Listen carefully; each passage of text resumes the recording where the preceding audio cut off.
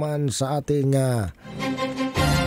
kasamahan sa DCIM, ang Spirit FM, CMN Masbate. CMN Live Nationwide. Alvin Floresta, magandang araw sa iyo.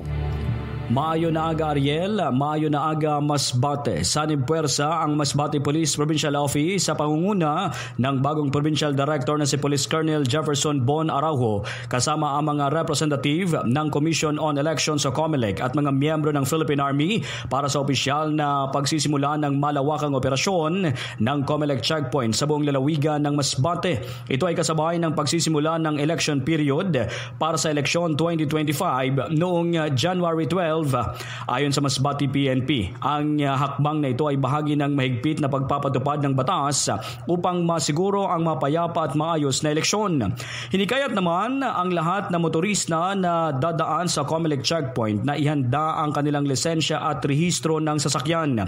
Patuloy naman na binabantayan ang seguridad sa mga lugar na idineklara ng COMELEC na nasa ilalim ng red category, kagaya ng munisipalidad ng Baleno at syudad ng Masbate.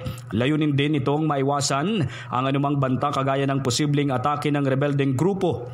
Bukod sa COMELEC checkpoint, maglulunsad din ang PNP Bicol ng Uplan Sita upang lalong paigtingin ang pagbabantay sa rehiyon. Samantala, ongoing na ang printing ng mga balota na inaasahang matatapos bago ang buwan ng Abril. Ayon pa sa pulisya, simula na din ng election gun ban noong January 12 na tatagal hanggang June 11, 2025.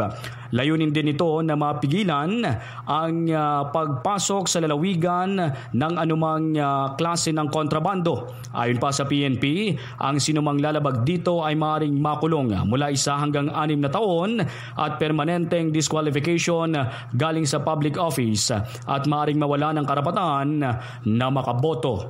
Mula dito sa DCIM, CMN Masbate, Alvin Floresta, nagulat live para sa CMN Pilipinas, lakas ng katotohanan. CMN Live Nationwide.